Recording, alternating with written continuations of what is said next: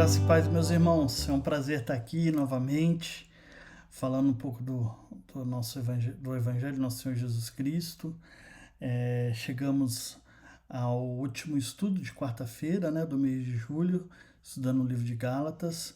E eu queria ler com você, primeiramente, um salmo. Salmo de número 149. Salmo de número 149. Diz assim: Aleluia, cantai ao Senhor um cântico novo, e o seu louvor na Assembleia dos Santos. Regozije-se Israel no seu Criador. Exultem no seu Rei os filhos de Sião. Louvem, louvem-lhe o nome com flauta, cantem-lhe salmos com adufre e harpa. Porque o Senhor se agrada do seu povo e de salvação adorna os humildes. Exultem de glória os santos no seu leito, cantem de júbilo. Nos seus lábios estejam os altos louvores de Deus. Nas suas mãos, espada de dois gumes, para exercer vingança entre as nações e castigo entre os povos, para meter os seus reis nas cadeias e os seus nobres nos grilhões de ferro, para exultar contra eles a sentença escrita, o que será honra para os seus santos. Aleluia. Aleluia. Este é um salmo de louvor a Deus pelos atos de Deus, né? O Deus maravilhoso. E eu quero orar com você, orar e clamar a Deus e louvar a Deus por esses atos deles. Pedir para Ele também perdoar os nossos pecados e estar conosco nesse último estudo.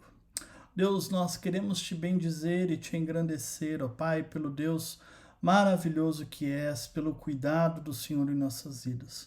Obrigado porque o Senhor nos ama, porque o Senhor, ó Pai, é o Deus presente em nossas vidas, um Deus que não nos abandona, mas pelo contrário, está sempre nos fortalecendo, nos acolhendo, ó Pai. E nós queremos te louvar, Senhor Deus, porque o Senhor nos aceita, Senhor Deus, e não nos deixa como nós somos, mas trabalha em nosso ser para que possamos ter a nossa vida transformada pela Tua Palavra e por Cristo Jesus. Oramos para que o Senhor perdoe os nossos pecados, para que a Tua mão seja o nosso guia, para que o Senhor, ó Pai, seja sempre o nosso Deus. E que em nome de Jesus o Senhor fale conosco nesse estudo, Pai. Em nome de Jesus, amém. Amém, meus irmãos. Seguimos o nosso estudo de Gálatas, né? E a gente falou muito sobre o que é o Evangelho, né? Na verdade, o que as pessoas estavam criticando sobre o Evangelho, sobre o que Paulo estava pregando. Tinha alguns ali que questionavam Paulo, questionavam a mensagem de Paulo, e Paulo o tempo todo reafirmando aos Gálatas quem ele era, e reafirmando também a pregação dele, que foi atestada não somente por Cristo Jesus, principalmente por Cristo Jesus, mas os apóstolos, né, os principais apóstolos testificaram ali o que Paulo pregava, através também da vida de Tito. Hoje nós vamos dar um salto e vamos ao clímax do livro de Gálatas, tá? Nós vamos ler Gálatas capítulo 3, nós vamos ler do verso 26 até o Gálatas capítulo 4 para o verso 5, de 1 a 5. Gálatas capítulo 3, no verso 26 até Gálatas capítulo 4, verso 5. Diz assim: Pois todos nós somos, por todos vós sois filhos de Deus, mediante a fé em Cristo Jesus. Porque todos quantos fostes batizados em Cristo, de Cristo vos revestiste. De Sarte, não pode haver judeu, nem grego, nem escravo, nem liberto, nem homem, nem mulher, porque todos nós somos um em Cristo Jesus. E se sois de Cristo, também sois descendentes de Abraão e herdeiros segundo a promessa. Digo, pois, que durante o tempo em que o herdeiro é menor, em nada difere do escravo, posto que posto que é ele o senhor de tudo. Mas está sobre tutores e curadores até que o tempo predeterminado pelo Pai. Assim também nós, quando éramos menores, estávamos servilmente sujeitos aos rudimentos do mundo. Vindo, porém, à plenitude do tempo, Deus enviou o seu Filho, nascido de mulher, nascido sobre a lei, para resgatar os que estavam sob a lei, a fim de que recebêssemos a adoção de filhos. Aqui. Esse texto é muito importante no livro de Gálatas, porque, como eu falei, ele é o clímax da carta aqui aos Gálatas, é o clímax dessa mensagem. E ele basicamente, se você quer entender o que é ser cristão, né, é entender esta mensagem. Tim Keller vai nos dizer assim: se quisermos entender quem é o cristão e por que ser cristão é um privilégio, temos que saber o valor da adoção divina. Então ele está falando aqui, ele é o clímax, porque ele vai trabalhar a adoção divina. E para entender o que é e por que ser cristão é um privilégio, nós precisamos entender um pouco dessa adoção, tá? Pensar então como nós somos filhos de Deus, que está lá no verso 26 do capítulo 3. A essência da vida cristã se encontra nesse verso, no verso 26 do capítulo 3. Somos filhos de Deus. Olha só, pois todos vós sois filhos de Deus. Já somos filhos de Deus. Isso é bem que devemos focar. Nós já somos filhos de Deus. Não é algo que vamos alcançar, nenhuma conquista futura, mas é algo que nós já somos. Nós já somos filhos de Deus. E ser filho de Deus aqui não é de uma maneira genérica, como a gente fala, né? Fomos criados por Deus, todo mundo que é criado por Deus é filho de Deus. Não. Paulo está falando aqui de um relacionamento mais profundo, algo mais pleno, algo mais distante, assim, de profundidade, né? Algo mais enraizado. Ele fala que você se torna filho de Deus pela fé em Cristo Jesus. É pela fé em Jesus que Deus nos adota. Ok? No verso 27 diz assim: porque todos quanto fostes batizados em Cristo, de Cristo vos revestistes. Ele traz um termo aqui bem interessante, essa ideia de revestimento, né? Como se Jesus fosse uma roupa, e isso vai implicar 4 fatores, como se nós tivéssemos vestido uma roupa em Cristo Jesus, né? Primeiro desses 4 fatores, vai nos dar uma identidade primordial que está em Cristo Jesus. Dizer que está em Cristo Jesus é dizer que Cristo é a nossa roupa. O que é isso importante? No mundo em que nós estamos vivendo, nós temos alguns valores simbólicos, tá? A roupa é uma delas, tá? A roupa mostra qual turma que pertencemos, quem nós somos, se uma pessoa é discreta ou não, se uma pessoa pertence a um grupo específico da sociedade ou não, quem ele é, com quem ele trabalha e assim por diante.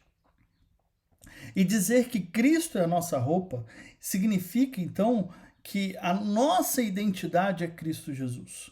Não são esses símbolos que nós usamos, né, como a roupa. Nossa, fulano é médico porque ele usa ou ela usa branco e tem um jaleco e assim por diante, é cientista. Não é isso. A nossa identidade não está naquilo que nós temos como valor simbólico, mas sim em Cristo Jesus. Cristo Jesus, ele é a nossa identidade. Quando mostra que nós estamos revestidos dele, significa que nós temos a identidade em Cristo Jesus. Além disso, essa questão da proximidade, a roupa fica grudada ao nosso corpo, né? O segundo ponto, essa proximidade, a proximidade que Cristo está conosco também, tá? Em terceiro lugar é imitação.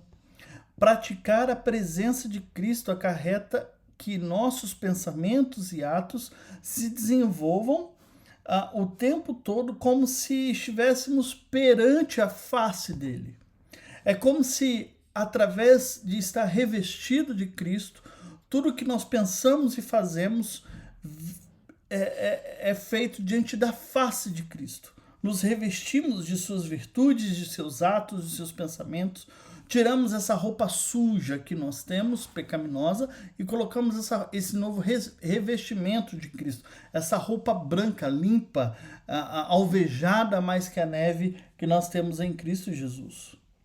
E por último, a nossa aceitabilidade diante de Deus. As roupas são usadas como adornos, né? Cobrem a nossa nudez. Deus nos deu o provido, Deus nos tem provido de roupa, melhor aqui, Deus nos tem provido de roupas que cubram da nossa vergonha desde a queda.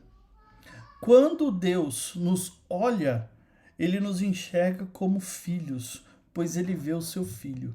É como se fosse pensando na arca, na tampa da propiciação, né? Cristo é essa tampa da propiciação, onde quando Deus olha, ele não olha a nós, homens pecadores, mas ele vê Cristo em nós, né? Quando Deus olha para nós, ele nos vê esse Cristo revestindo as nossas vidas. Por isso que nós não somos eliminados, né? Por causa desse revestimento em Cristo. As grandes verdades ditas, então, no verso 26 a 29, apontam para o alto, apontam para o que ele fez. E a partir do capítulo 4, do verso 1, Paulo faz então uma pausa do que ele está dizendo sobre essas verdades maravilhosas para nos ajudar a entender melhor o que significa ser adotado de Deus, tá? A criança, até aos 14 anos, não poderia herdar nada ali na época do Império Romano. Ele não poderia fazer nada, não poderia adotar nada. A partir dos 14 anos até os 24 anos, ele teria uma certa liberdade. Mas com 25 anos ele ficava totalmente independente e poderia cuidar do seu patrimônio. Esse tutor seria a lei. Paulo está dizendo que esse tutor é a lei que escraviza os Gálatas, que não deixa eles serem livres do pecado. Esse tutor que está ali com a criança entre os seus 0 aos 24, né, dependendo da liberdade, aos 14 anos, seria a lei que escraviza, né, os Gálatas e não os deixa ser livres. Jesus, então, no tempo exato, resgata os Gálatas e, pensando nos Gálatas, resgata a nós também desse tutor da lei, pagando o preço total. E ele cumpre plenamente todas as exigências da lei. Jesus Cristo, ele é o perfeito judeu. Ele cumpre todas as exigências da lei. Por isso, é capaz de nos libertar. Por isso, é capaz de nos libertar, nos tirar dessa escravidão do tutor, essa escravidão do pecado. Em Cristo Jesus recebemos a condição de filho. No mundo romano, o homem que era rico, né? Se ele não tivesse filho, ele poderia escolher um escravo ali, como diz os versos mais para frente, ele poderia escolher um escravo e adotá-lo, tá? E a partir dessa adoção, neste momento, ele receberia esse escravo, que não era mais escravo, mas filho, receberia todos os privilégios, todas as honrarias como filho, tá? Nós não somente recebemos a liberdade da escravidão, mas também, como escravos, somos feitos filhos de Deus. A salvação, o evangelho, ele implica em duas coisas: nos libertar da escravidão, mas também, como escravos, nos fazer filhos de Deus. Isto é, a salvação de Jesus não é apenas como receber o perdão e a libertação do corredor da morte, por exemplo, ou de uma prisão, mas também sermos recebidos como filhos de Deus. Através do perdão em Jesus, nós somos libertos desse corredor da morte, mas não para vivermos de qualquer maneira, mas também somos resgatados e somos feitos filhos de Deus. O evangelho, então, é ser livre e filho.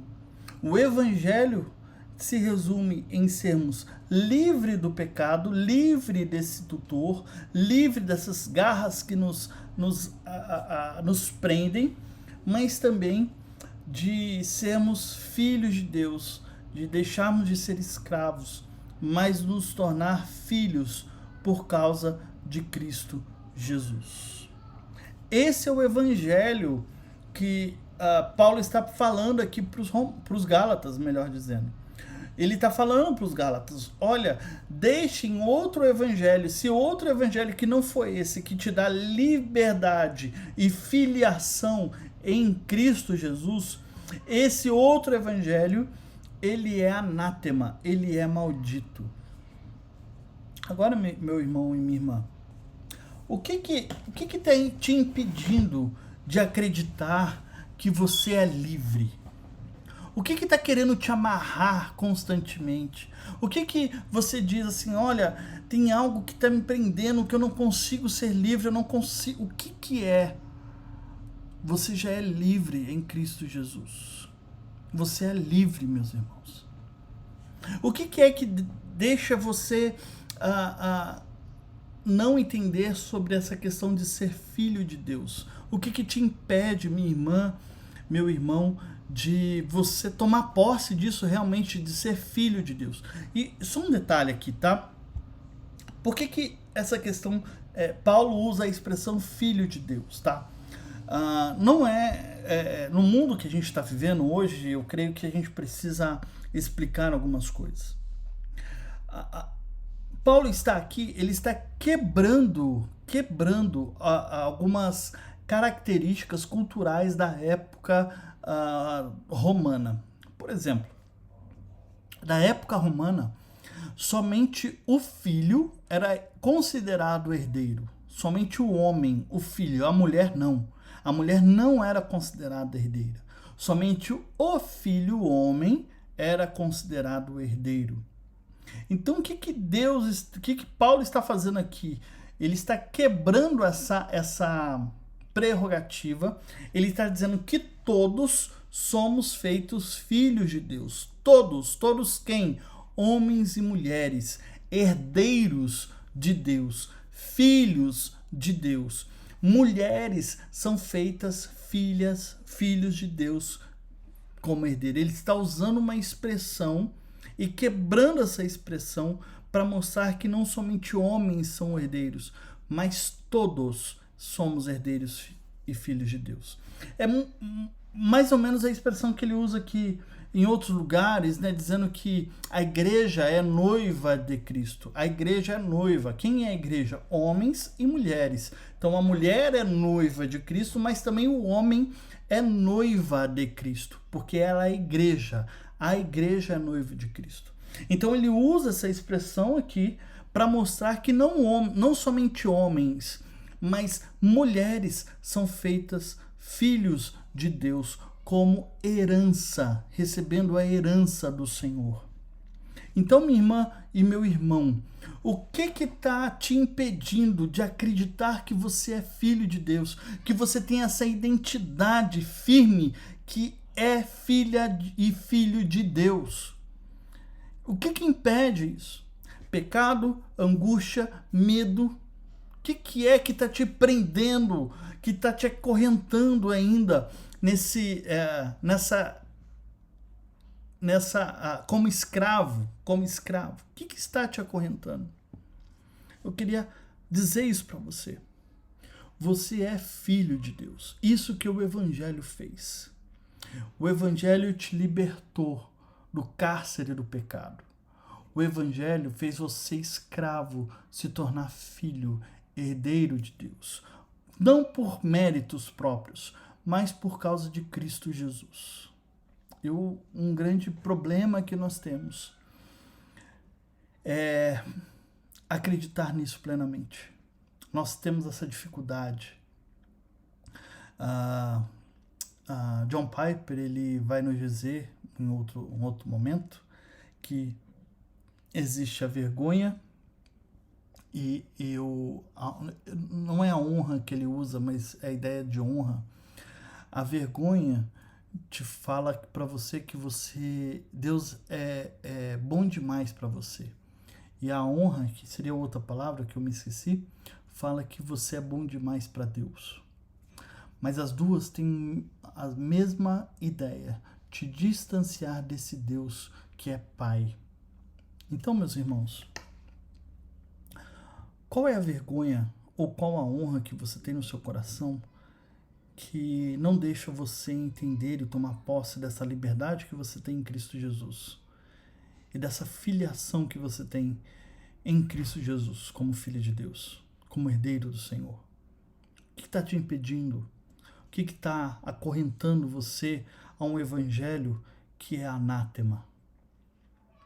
Por isso, eu quero orar por você nesta noite, neste momento.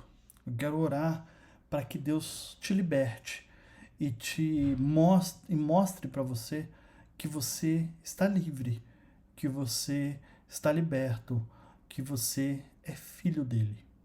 Vamos orar. Ó Pai Santo, são tantas dificuldades que nós temos nessa vida, tantos medos, tantos anseios, vergonha, dor.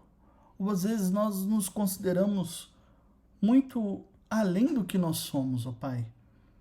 E paramos e falamos, olha, eu sou demais para Deus. Pai, mas tanto esses pensamentos negativos como esses pensamentos de autoestima elevada têm como objetivo nos distanciar de Deus. Seja para subir num palco e fazer o show, seja para se esconder. Todos esses sentimentos são para nos distanciar do Senhor. Por isso, Senhor Deus, em nome de Jesus, eu oro e clamo para que o Senhor perdoe os nossos pecados, perdoe a nossa arrogância, perdoe a nossa vergonha, perdoe a nossa culpa, perdoe, Senhor Deus, as muitas e muitas vezes que nós nos sentimos além do que nós somos. E nos faça entender que o que já somos, somos em Cristo Jesus e somos filhos, herdeiros do Senhor, ó Pai. Deixamos de ser escravos, deixamos de ser tutelados pela escravidão da lei, para sermos livres pela graça, para sermos chamados filhos do Senhor. Por isso, em nome de Jesus, retira de nós, ó Pai, retira de nós tudo que nós nos apegamos, que nos distancia do Senhor. Tira o pecado, tira o medo, tira a angústia, tira, Senhor Deus, tudo que faz com que a nossa identidade em Ti, Senhor Deus, seja colocada em dúvida, Senhor. Tira, Senhor Deus, para que possamos viver realmente como filhos de Deus livres. Pai, eu oro para que o Senhor derrame Teu poder, Senhor Deus, sobre as nossas vidas, para que possamos viver segundo a Tua vontade. Eu oro, Senhor Deus, em nome de Jesus, para que o Senhor dê cura e dê saúde àqueles que estão acamados e doentes, que estão em hospitais. Dê emprego para aqueles que estão desempregados. Que o Senhor derrame Tua graça, Senhor Deus, em nome de Jesus. Em nome do Seu Filho Jesus. Nos faça, Senhor Deus, sempre unidos e firmes a Ti. Ó Pai, oramos clamando a Ti, ó Pai, clamando ao Senhor, Criador de todas as coisas, confiando em Ti, que é o nosso Pai. Em nome de Jesus, amém. Irmãos, que Deus abençoe. Muito bom estudar com vocês esse livro de Gálatas aí, nesse período. Deus abençoe e um forte abraço.